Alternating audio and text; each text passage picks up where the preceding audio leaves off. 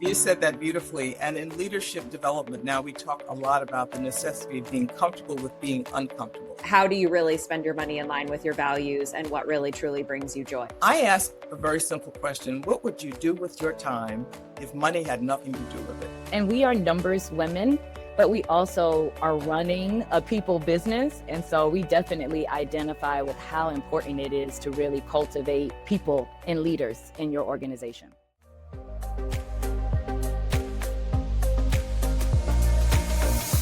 Hello, hello. Welcome back. Hello, so good to see you again. Always a pleasure being with you. Yes, great to see you too, as always. Welcome back, everyone, to Living Richly with Curo, episode 102. My name is Ann McCabe. I am the CEO and a partner here at Curo Private Wealth, and I'm joined, as always, by my lovely partner, Atricia.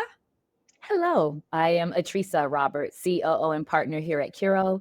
Thank you for coming back to check us out if you listened or viewed our podcast in the past. And of course, if you are a new listener, thank you for checking us out for the first time. Yes, we love and appreciate you all. Thank you so much for spending time with us. And if this is the first time that you are checking us out, our mission here at the podcast, but also in what we do each and every day with our clients at Curo, is to help inspire, educate, and empower you on your financial journeys. And we are so excited to have our lovely Brenda with us here today. So welcome, Brenda Harrington, to the podcast. Thank you for having me. I'm happy to be here. Yeah, we are thrilled to have you. Cannot wait to get into the conversation. But before we do that, we always like to give a brief introduction. We'll keep it brief because we always love to maximize the actual conversations with you, but it's good for our listeners and viewers to know a little bit more about you and your background. So Brenda is a Curo client, which we are very grateful for, a certified executive coach, PCC ICF, and the founder of Adaptive Leadership Strategies. Her work centers on helping people lead without surrendering who they are in exchange for what they do. Cannot wait to talk more about that. That theme obviously maps very closely to the women with whom we work at Curo, which are high achievers navigating transition, and they are redefining their relationship with success, identity, and wealth. So again, Brenda, thank you so much for taking the time to be on the podcast with us. We appreciate it. Yeah, we're very excited about the conversation today. You could be anywhere in the world and you chose to come here with us. So greatly appreciate that. So we want to start our conversation today, like we always like to do with our guest here on the podcast, with how did you start this entrepreneurial journey? What led you to where you are today? And how did you know that this was the right choice for you? Sure. Well, I started my career in big corporate many years ago. I worked for Mobil Oil, I worked for AT&T, and I realized early on that was not going to be the path that I wanted to pursue for the duration of my career. So I did a number of things independently over time. And in the early 2000s, I went back in-house to manage a consulting practice. And it just confirmed, I'd say, actually reaffirmed what I had sensed all along, is that when you get the people part right in an organization, all things become possible. We spend so much time focusing on strategic objectives and the numbers. Respectfully, ladies, I know you're funny. No, it's taken. We really have to pay attention to the people. And I found myself in the middle of a very challenging acquisition with a number of senior executives who had literally grown up in this particular organization. That was not my walk. So I had more of an objective view of what was going on. And interventions such as coaching is what we look to save us, really. Quite frankly, I know it saved me. And once I understood what was happening, I felt that that's really where I wanted to spend the majority of my time, hence the birth of Adaptive Leadership Strategies. Wow. Can you tell us a little bit more about that name? So why that name struck you and how you chose the name for your company? Sitting on a beach in Mexico, trying to figure out what URLs were still available. Where all the best decisions are made, people. Where all the best decisions are made. It was important to me, one, for the name of the company to convey what we did, what we were about. And what was really important to me was to convey the concept of flexibility, adaptability, being nimble. Because what I realized based on what we were going through at the time was that it was so important not to be committed to things that no longer serve you. There's so many things that, have a season and they outlive their usefulness, but people continue to rely on them, right? They continue to work on old paradigms, if you will, uh, despite the reality of what's happening, what they're experiencing. So it was important to me to convey that in the name of the company. Little did I know at the time that there was actually an adaptive leadership model out of the Harvard Kennedy School. Ron Heifetz and many of your leaders listening are probably aware of that construct. So that further validated where I was going with the name once I found that out. But yeah, that's Yeah. the reason.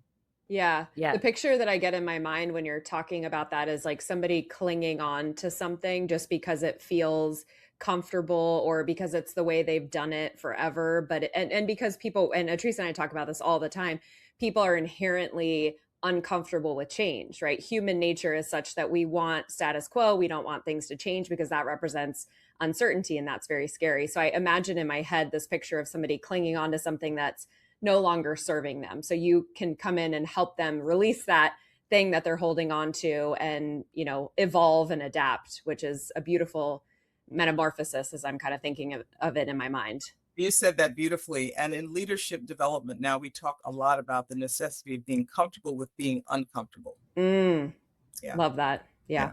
Yeah.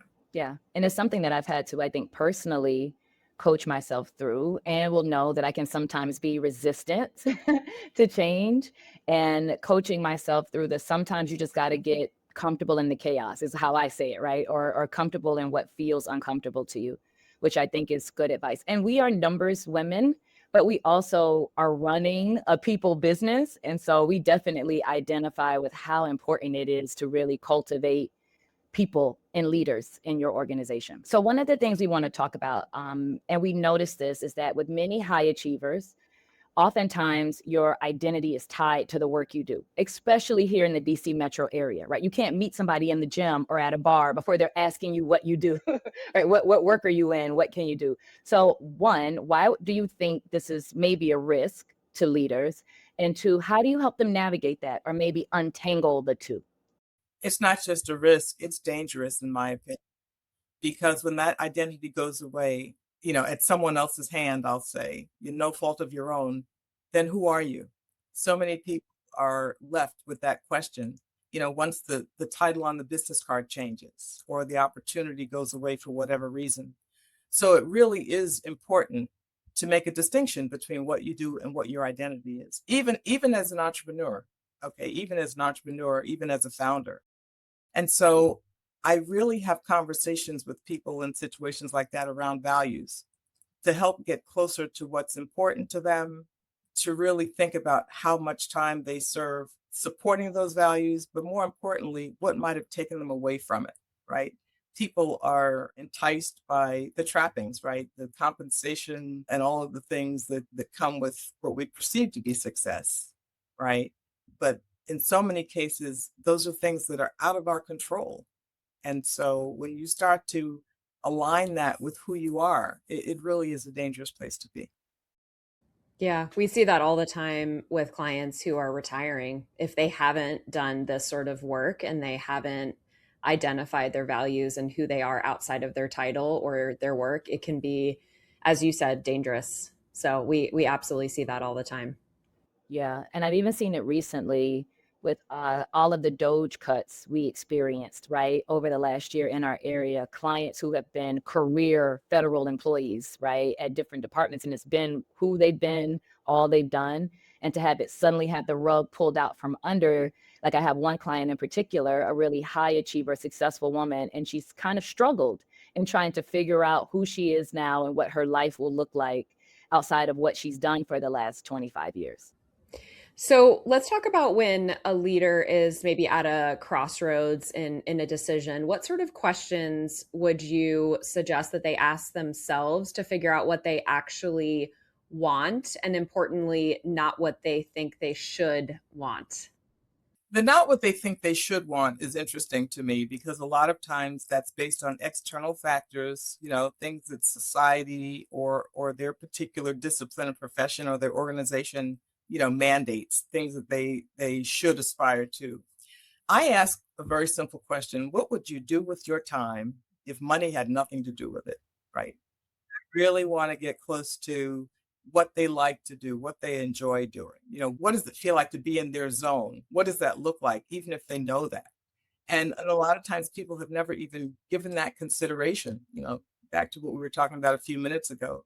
So first, I really tried to help them get to the things that are organically, naturally comfortable for them, the things that they like, and the environment where they're able to do their best work.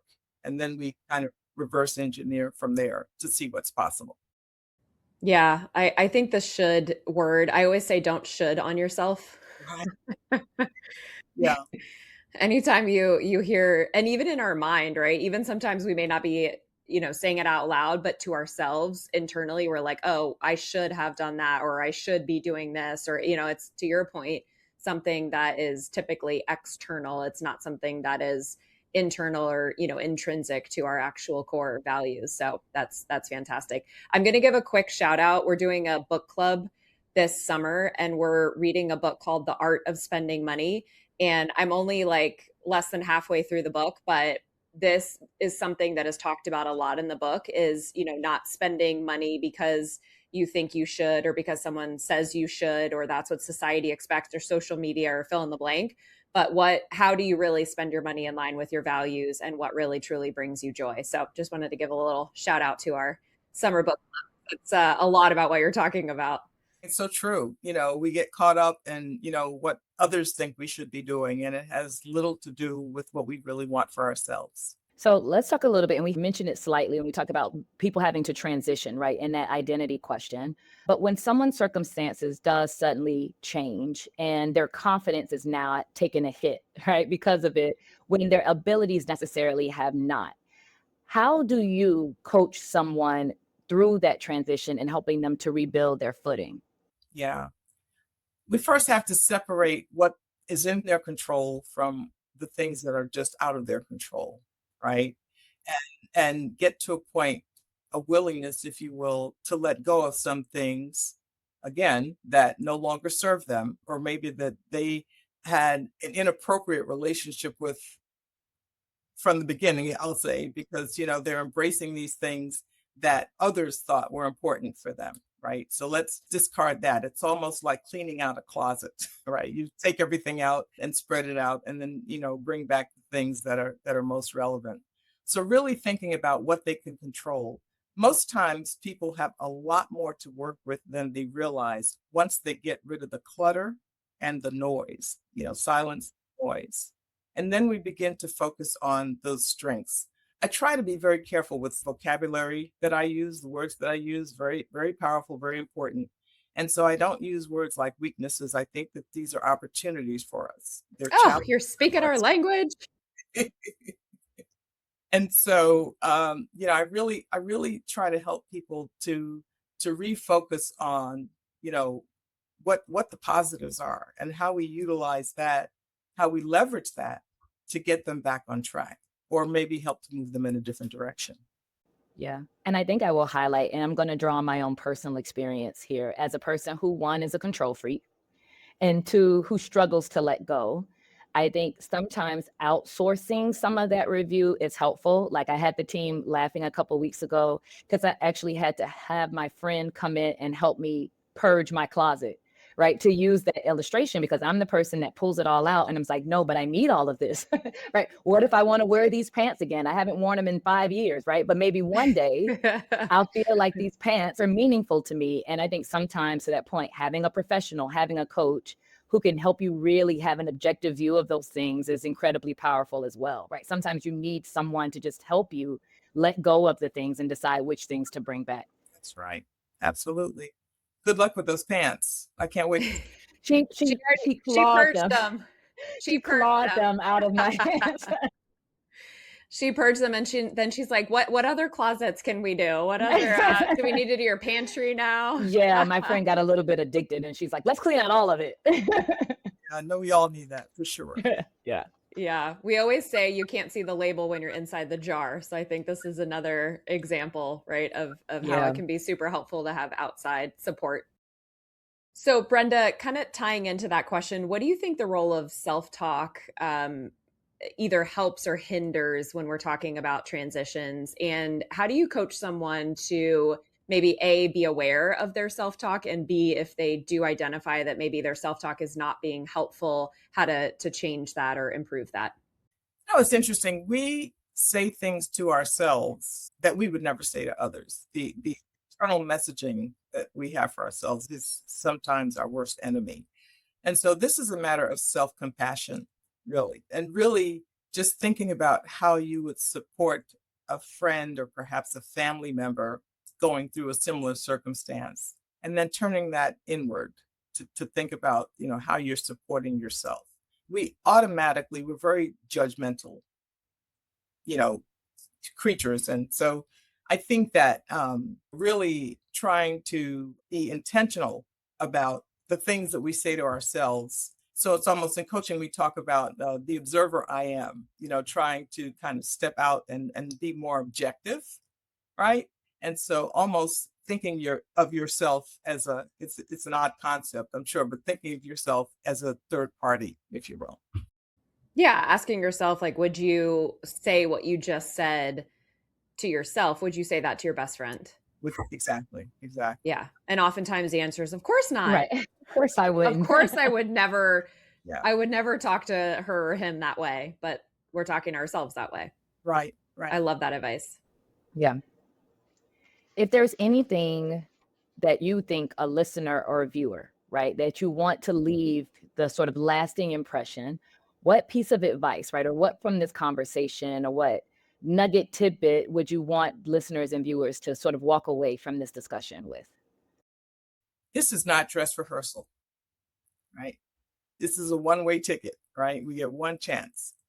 We often have way more to work with than we think we do, right? And so, it's hard for us to get out of our own way.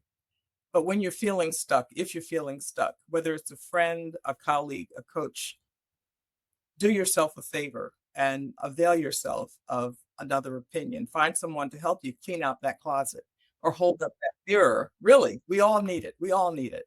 And it's just such a worthwhile experience, a freeing experience if you give yourself that grace. I love the idea of it not being a dress rehearsal. Sorry. I think that's a fantastic way to think about life. Absolutely. Yeah. We only get one shot. That's right. Is there a piece of leadership advice, Brenda, that you think is widely quoted and completely inaccurate or at least missing something? I would say missing something, not completely inaccurate, but we all grew up under the golden rule, do unto others as you would have them do unto you. And more recently, we've talked a lot about the platinum rule, treat others the way they want to be treated. And I think that that's a real misstep with many leaders, right? They're looking at everything through their own lens, their own perspective. And if you have a team of 10, then that's probably almost 10 different ways of communicating and interacting, right? So you really need to prioritize what others need and what others want. I always talk to my clients about audience first, whether it's an audience of 1 or 100, right? You need to think about how best to engage with the other person. How best do you get that information? Is it just as simple, let's say you're having a one-on-one with one of your team members, is it as simple as just asking them how they want to be communicated with or how they want to get feedback? Or what advice do you have about how we do that? Questions are golden, right? So many times we do too much talking and telling. All right. And so the more we can inquire and ask open questions to learn more about a person's preferences, also the things that are counter to, having an effective conversation with a person, but observing, just paying attention to the differences, not in a judgmental way, right? But to gather information and data on how best to interact with them. Love that. Yeah. Yeah. One of the things we do here with our team is an assessment Profile XT, which gives us a lot of insight about how people process information, how they prefer to work, how they like to be coached or mentored. Ann and I have even used it and done an analysis of our interaction together. And again, Ann and I get along really well. We're very, very different in the way we receive information, the way we process it. And so I tried to keep that in mind when I'm speaking to her. It's like, wait, I need to say this in Ann's language, right? In the way that she's going to best receive it from me, because I want to make sure that it's not lost in translation. So I think that's a fantastic point when you're working with and coaching leaders and, as a leader yourself, interacting with other colleagues. I've used the Profile XT for 16 years. Okay. All the time. And I have many clients that I use it with for the same reason. Yeah. I'm glad to hear that. Yeah. I'm glad to hear that you use it, because I feel like it's not one of the tools that's most widely cited. You hear about DISC and Colby and all these other, but we love the Profile XT because it does a great job of, as Atricia mentioned, how you learn, how you process information, and your natural work style. And so our goal is always, let's make sure we're getting the right people in the right seats based on their strengths, right? And based on what they're most comfortable with, knowing that you can push somebody to a certain extent outside of their comfort zone, but we always talk about the rubber band, right? And if you keep stretching a rubber band too long, it's going to break. And we don't want that, right? We don't want people feeling burnt out because they're not in their natural work style. Hard to teach a rabbit to swim. Yeah. Yeah, absolutely. Awesome. So Brenda, we always love closing out with the same question. We love hearing our guests' answers for this, but obviously the title of our podcast is Living Richly. So we would love to hear what living richly means to you. Being able to do what you enjoy, whether that's as simple as just spending time with friends and family or visiting your favorite place for vacation on a regular basis, participating in a hobby or an activity that you love, just really taking time to be in your space.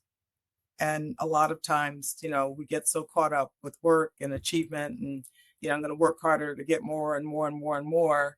And you get there and you're still unfulfilled. So really just really understanding what it is that brings you joy, that you find gratifying, and spending time with whatever that is.